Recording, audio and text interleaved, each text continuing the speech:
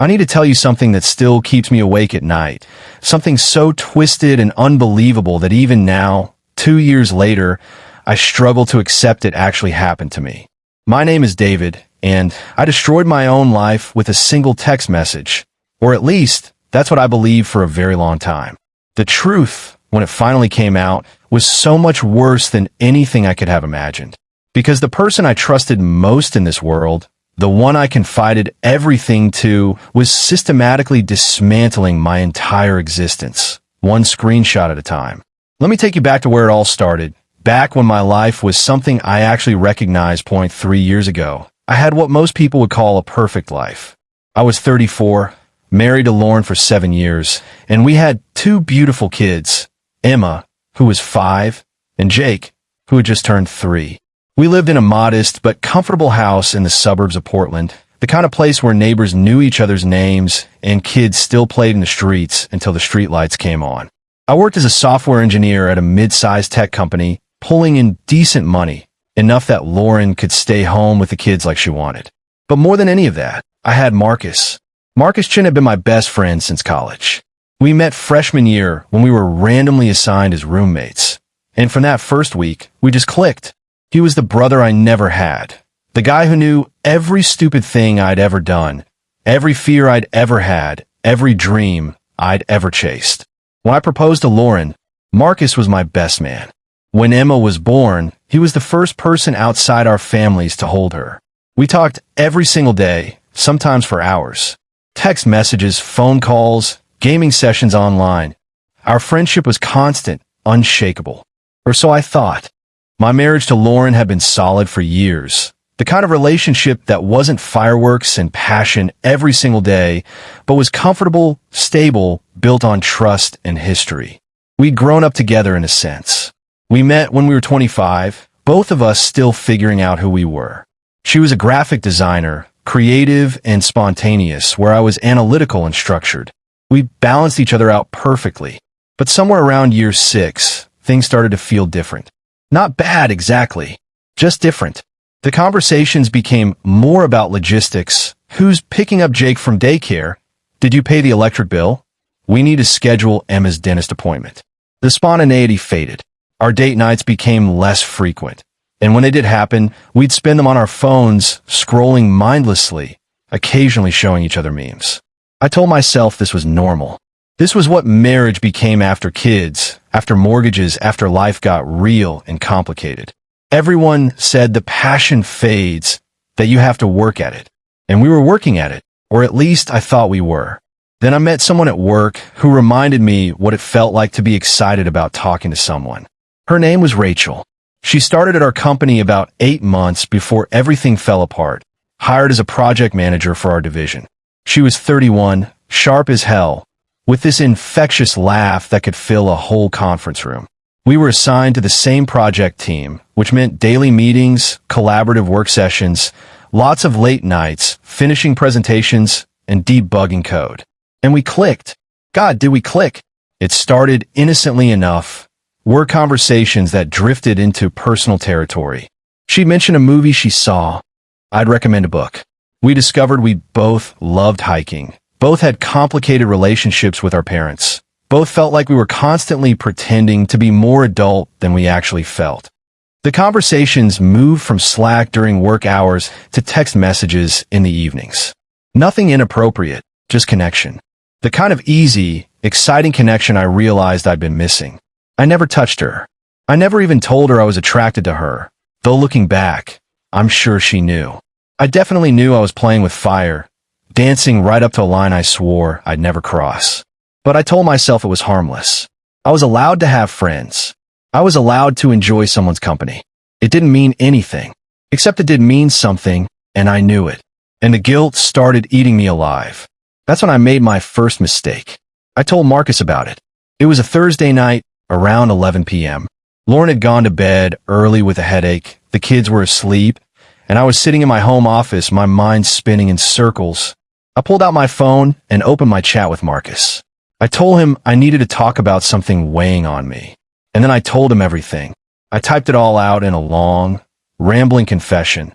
How I developed feelings for Rachel, how guilty I felt, how I hadn't done anything physical, but I was having emotional affairs in my head, how I fantasized about what it would be like to be with someone who made me feel alive again, how I felt like a terrible person and didn't know what to do.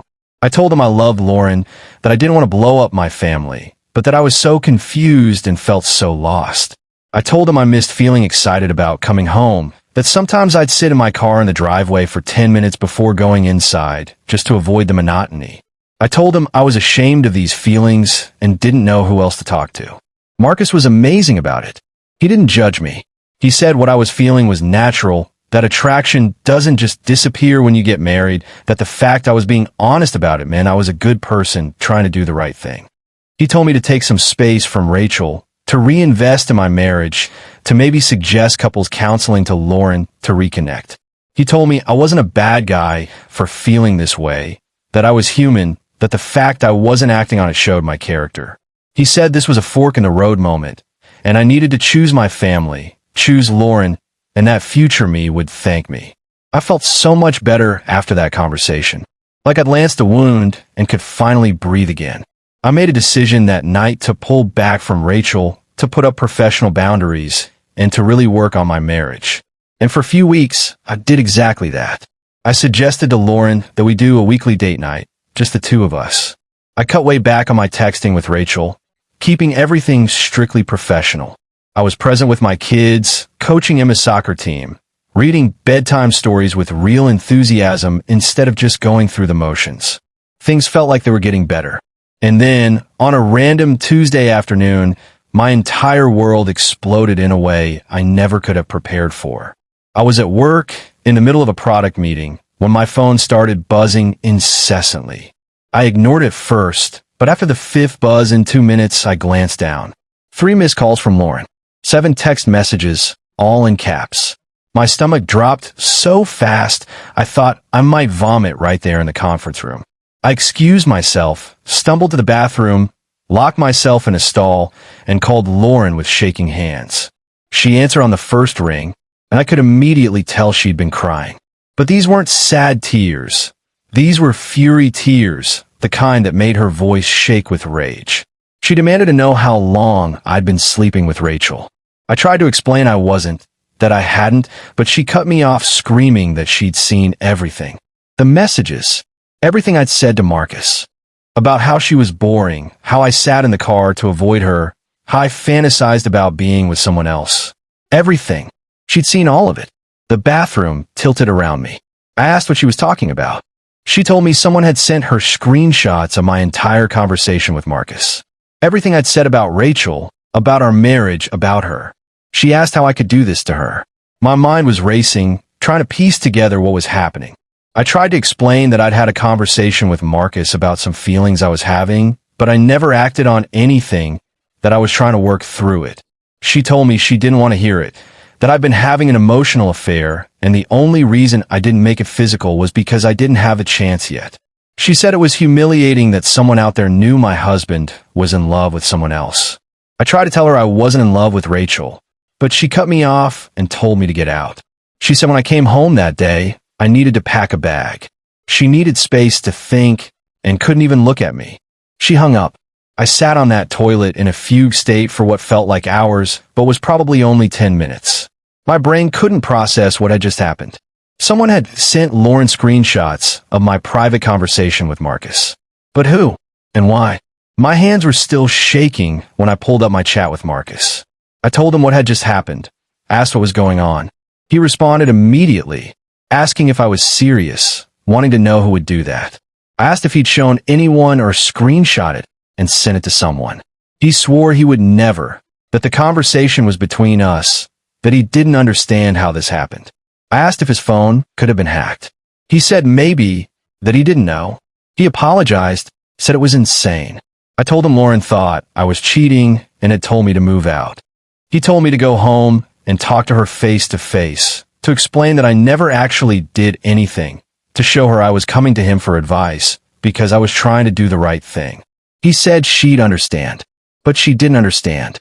When I got home that evening, Lauren had already packed a suitcase for me. Emma was at her friend's house, and Jake was at Lauren's mother's.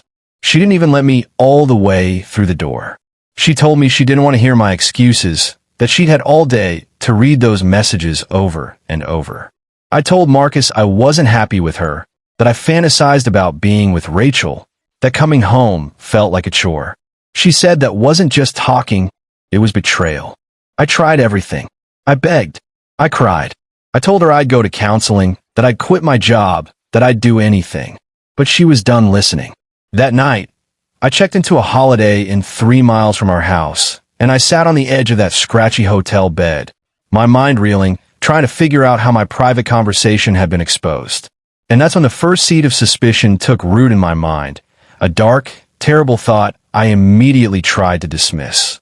The first few days at that hotel were a blur of guilt, panic, and obsessive thinking. I called Lauren constantly, but she wouldn't answer. I sent her long texts apologizing, explaining, begging for a chance to prove I could fix this. She responded only once, telling me she needed space and to please respect that. Marcus checked in on me constantly. He felt responsible, even though I kept telling him it wasn't his fault. He came to the hotel the second night with pizza and beer, and we tried to figure out who could have leaked those messages. He suggested it could be someone at work, someone who had access to my devices. I told him I didn't think so, that I didn't leave my phone lying around and my computer was password protected. He asked about cloud storage, whether someone could have accessed my backup. I'd already checked. My iCloud account showed no unusual logins, no unknown devices, nothing suspicious. We went in circles like that for hours, never getting anywhere. The mystery of how someone accessed that private conversation ate at me. But more than that, the damage it had caused was consuming me. I wasn't allowed back to the house except to see the kids, and even those visits were supervised and painful. Emma, my sweet 5-year-old, kept asking why Daddy wasn't staying for dinner. Jake, too young to really understand, just clung to me whenever I had to leave. Lauren barely looked at me during those exchanges, her face an unreadable mask. Work became unbearable. I couldn't focus on anything. I barely spoke to Rachel anymore, and when I did, it was purely professional, almost cold. I could tell she sensed something was wrong, but I couldn't explain. About a week after the explosion, I got a call from Lauren's divorce attorney. She was filing for separation and requesting primary custody of the kids. The paperwork would be arriving shortly. I sat in my hotel room holding that information, feeling like my heart had been ripped out of my chest. 7 years of marriage, 2 beautiful children, a life we'd built together. All of it crumbling because of a private conversation I'd had while trying to work through some complicated feelings. That's when I decided to stop feeling guilty and start getting angry. Because here's what started gnawing at me. Yes, I'd had inappropriate feelings. Yes, I'd been emotionally distant. But I hadn't cheated. I hadn't even tried to cheat. I'd gone to my best friend for advice, specifically because I wanted to do the right thing. I was trying to save my marriage, not destroy it. And someone had weaponized my moment of vulnerability. I started digging into how the leak could have happened. I went through every app on my phone, every setting, every security feature. I changed all my passwords. I enabled 2-factor authentication on everything. I even hired a tech security consultant to scan my devices for malware or spyware. Nothing. My devices were clean. That's when I started thinking about the only other person who had access to those messages. Marcus. I felt sick even considering it. Marcus was my brother in every way that mattered. The idea that he would betray me like that was unthinkable. But the thought wouldn't leave me alone. I started paying attention to little things I'd previously dismissed.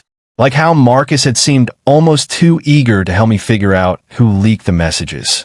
How he'd suggested Rachel or a work colleague might be responsible, immediately deflecting suspicion away from himself. How he'd offer to talk to Lauren on my behalf, saying maybe she'd listen to him. The problem was, I had no proof. Just a sick feeling in my gut that I desperately wanted to be wrong about. Then came the second bomb. 2 weeks after Lauren first confronted me, I got a call from my brother-in-law, Tyler. He was Lauren's younger brother, and while we'd never been particularly close, we'd always been cordial. He told me we needed to meet, that he had something he needed to show me, but couldn't do it over the phone. He asked if I could meet him at Miller's Coffee the next morning. I agreed, my stomach churning with dread.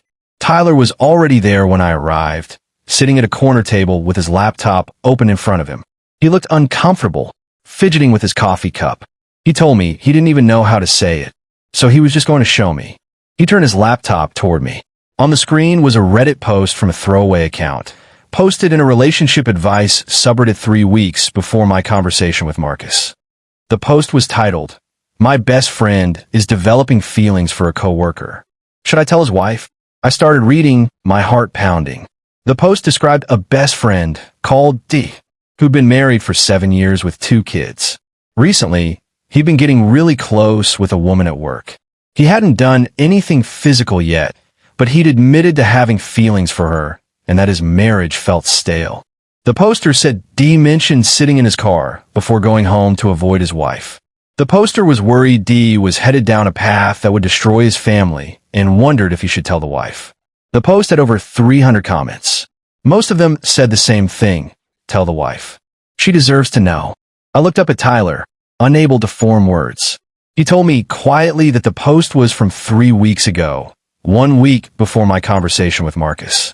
One of his friends sent it to him because the details sounded so specific to what happened with me and Lauren. He'd checked the dates. This was posted before Lauren confronted me. My mind was spinning. I asked how he knew it was about me. He explained it was the timeline and the details. D4 David, 7 years married, 2 kids, a woman at work, sitting in a car. It was too specific to be coincidence. He paused, then told me he thought Marcus posted this, that Marcus was planning to tell Lauren even before I told him about Rachel.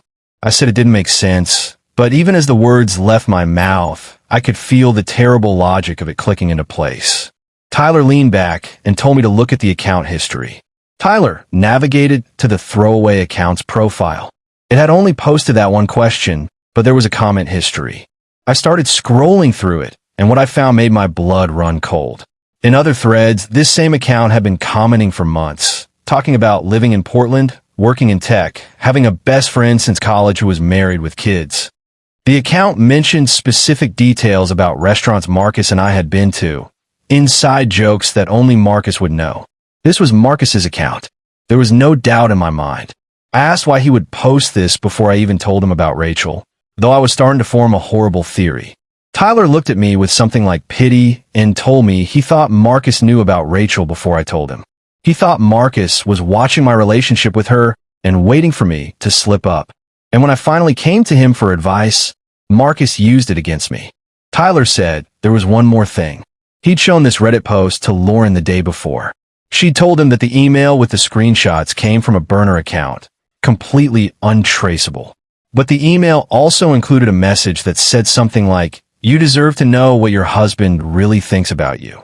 A concerned friend." I felt like I was going to throw up. I said Marcus sent those screenshots, that he leaked our conversation. Tyler agreed he thought so, and that Lauren was starting to suspect it too. She needed proof before she'd believe it, because Marcus had been playing the concerned best friend ever since this happened. He'd been calling her, checking in, offering to help mediate. She trusted him. I asked why, my voice breaking. Why would he do this to me? Tyler shook his head and said he had no idea, but that I needed to figure it out. I left that coffee shop in a daze. I drove aimlessly for an hour, trying to piece together how my best friend could have betrayed me so completely. And then I remembered something Lauren had said during that first phone call. Someone out there knows my husband is in love with someone else. Not you told Marcus, but someone out there knows. Which meant Marcus had successfully made himself invisible in this entire disaster. He'd blown up my life and positioned himself as the concerned friend trying to help pick up the pieces. I spent the next 3 days going through years of our text messages, looking for clues, evidence of resentment, anything that would explain this betrayal. And then I found it, buried in a text thread from 8 months ago, right around when Rachel started at my company, was an exchange I'd completely forgotten about. Marcus had asked how the new project manager was working out, mentioning Rachel by name.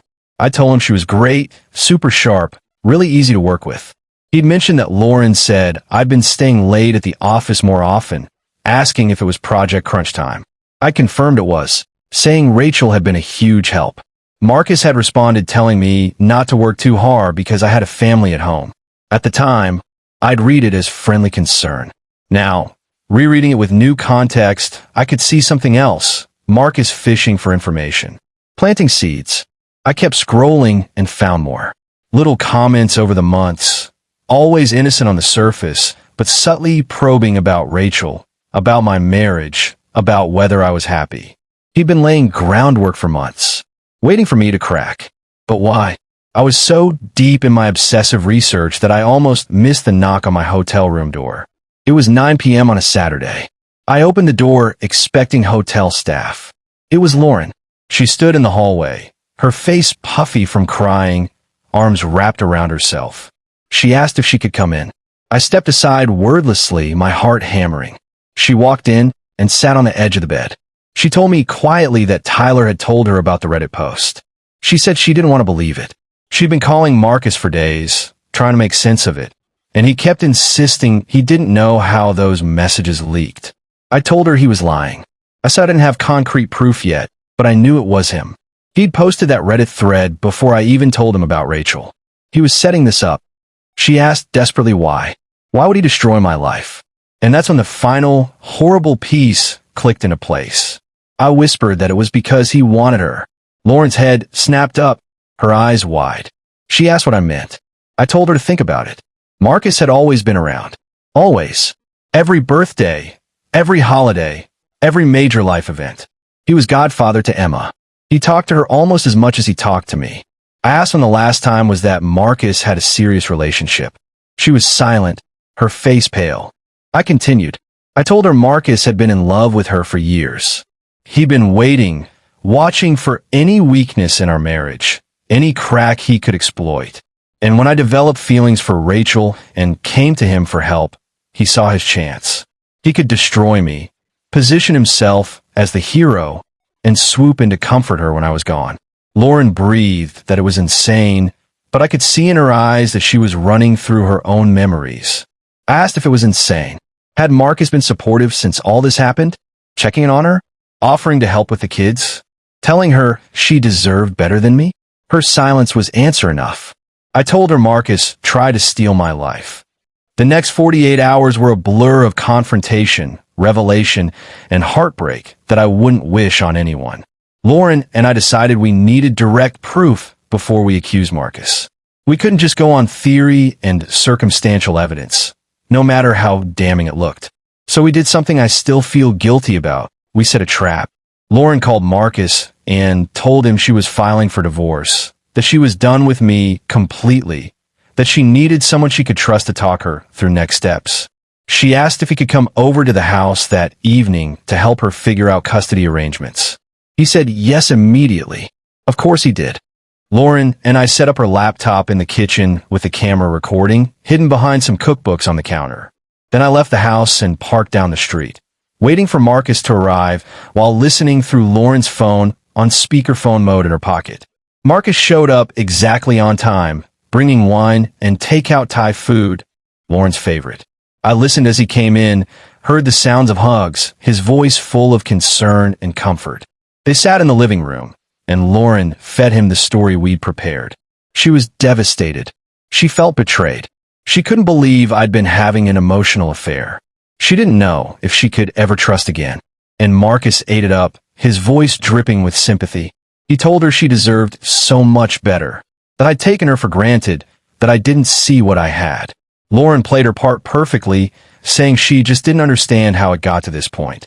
Marcus assured her she wasn't blind, that I was good at hiding things, even from him. He claimed he had no idea I was falling for Rachel until I told him. Lie.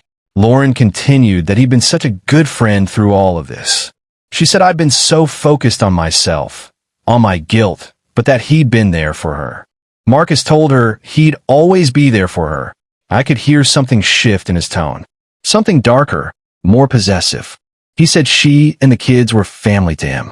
Lauren said softly that she knew that, then paused before saying sometimes she wondered what her life would have been like if she'd met him first instead of me. The silence that followed was excruciating. Then Marcus admitted, his voice barely above a whisper, that he'd wondered that too. For years. Lauren asked if he'd really never said anything. Marcus asked how he could have. She'd been with me. I was his best friend. Lauren asked if he'd wanted to. Marcus confessed that he did every single day. Hearing those words, I felt something inside me shatter beyond repair. He told her she was everything, smart, funny, beautiful, an incredible mother. He said I didn't deserve her. He'd watched me take her for granted for years, watch me drift away from what I had. And when I told him about Rachel, he knew this was it. This was when she'd finally see that she deserved better. Lauren's voice was careful when she said that meant he'd sent her those screenshots. A pause. Then, I did. Just like that. No denial. No deflection. Just simple confession. He explained that he sent them because she needed to know the truth about what her husband was thinking, about how unhappy I really was. He'd thought about telling her directly, but he knew she wouldn't believe him. So he sent her proof. Lauren said he'd betrayed my trust. Marcus countered that he'd protected her, that there was a difference. He insisted I was going to cheat on her eventually. He'd just accelerated the inevitable so she could protect herself and her kids before it got worse. Lauren pressed about the Reddit post. Marcus admitted yes. He'd posted that before I told him because he already knew I was developing feelings for Rachel. He could see it in how I talked about her. He claimed he was trying to figure out the right thing to do. Lauren said the right thing would have been talking to me or to her, not destroying my life. Marcus's voice rose, defensive now. He insisted he'd saved her life. His voice grew more passionate as he confessed he'd been in love with her since the day I introduced them. He asked if she knew how hard it had been watching us together, watching me be the one who got to come home to her, who got to sleep next to her, who got to have a family with her. He said he'd waited for years and was done waiting. He said I'd screwed up, that I'd fallen for someone else, which meant I didn't get to keep her anymore. He claimed that wasn't him being vindictive, just consequences. And now she was free, and maybe they could finally have what they both deserved. Lauren's voice was cold in a way I'd never heard before when she told him she wasn't free. She was married. She had kids. And even if she were getting divorced, she would never, ever be with someone who could betray their best friend the way he betrayed me. Marcus tried to protest, but Lauren told him firmly that he needed to leave. Right now, I heard movement, arguing, and then the sound of the front door slamming. I waited 5 minutes before driving back. When I got back inside, Lauren was sitting on the couch, tears streaming down her face, but this time they weren't tears of anger at me. They were tears of grief for the friend we'd both lost. We had the proof we needed. The recording was clear. Marcus's confession, his admission that he'd sent the screenshots, his declaration of love for Lauren, all of it. We sent it to our respective attorneys and filed a restraining order against Marcus the next day. Marcus tried to contact us dozens of times over the following weeks. Calls, texts, emails, all ranging from apologetic to defensive to outright accusatory. He claimed we'd entrapped him, that the recording was illegal. It wasn't in our state, that he'd been trying to help and we'd twisted his intentions. When we didn't respond, he started showing up at Lauren's work, at our house, at Emma's school. The restraining order was enforced. Marcus was arrested for violation. And then, finally, it was over. He disappeared from our lives as suddenly as he'd tried to destroy them. But the aftermath was complicated in ways I never anticipated. Lauren and I went to marriage counseling. We spent months unpacking what had happened. Not just Marcus's betrayal, but the real issues in our marriage that had made me vulnerable to developing feelings for Rachel in the first place. The monotony, the loss of connection, the way we'd both stopped trying. It wasn't easy. Some days Lauren looked at me, and I could see her thinking about those messages, about how I'd admitted to Marcus that I fantasized about being with someone else. Some days I looked at her and felt furious that she believed those screenshots so readily, that she'd kick me out before even hearing my side. But we kept showing up. We kept trying. I quit my job and found a new one at a different company, eliminating Rachel from the equation entirely.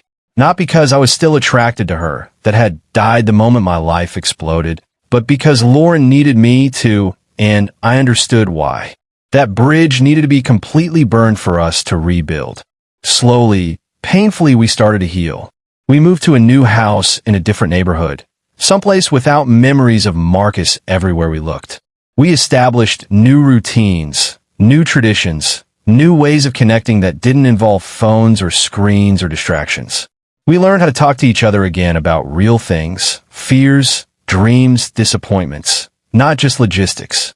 Emma started kindergarten. Jake learned to ride a bike.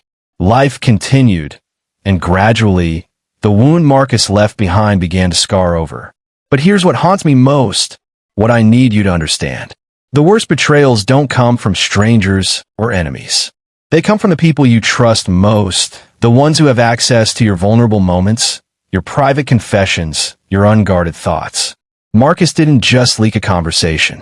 He weaponized my moment of weakness, my attempt to do the right thing by seeking advice instead of acting on impulse. He took my guilt and my honesty and turned them into ammunition to destroy my marriage and steal my wife. And the cruelest part? For weeks, I believed I destroyed my own life. I carried that shame, that guilt, thinking I deserved everything that happened because I developed feelings for someone else. Marcus had orchestrated it so perfectly that even I believed I was the villain in my own story. He spent months, maybe years, cultivating the conditions for my downfall. He watched. He waited. He asked carefully crafted questions designed to probe for weakness. And when I finally cracked, when I came to him in my most vulnerable moment seeking guidance, he saw his opening and took it without hesitation. Lauren and I are still together. We're not perfect. We'll never be what we were before all this happened. But we're something different now, something stronger in some ways, scarred in others. We talk more. We fight more honestly. We don't take the boring, mundane moments for granted anymore, because we learn how easily they can be ripped away. Emma's 8 now, Jake's 6. They don't remember Marcus, which is probably for the best. When they ask about their godfather, we tell them he moved away. Maybe someday, when they're older, we'll tell them the truth.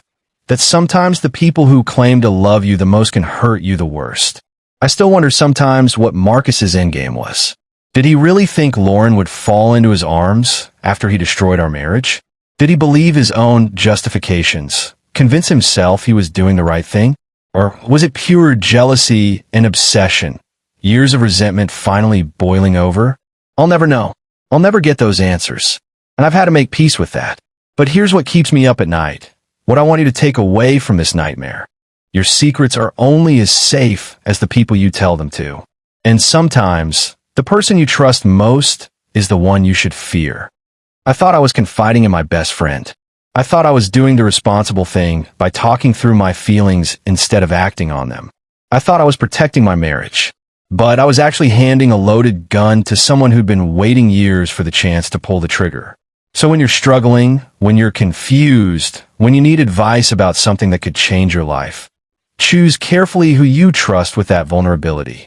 Because in our digital age, where screenshots are forever and anonymity is just a few clicks away, your moment of honesty can become a weapon in the hands of the wrong person. Marcus stole 2 years of my life. He almost stole my family. He succeeded in stealing a friendship I thought would last forever. All because I made the mistake of trusting him with my truth. Don't make the same mistake I did. Did you like my story? And which city are you listening from? Let's meet in the comments. If you like this story, you can support me by sending a super thanks so I can keep bringing more stories like this. Thank you so much for your sweet support. I'm looking forward to your comments on the story. There's so much more on my channel. Don't forget to subscribe. See you in the next live story. With love and respect.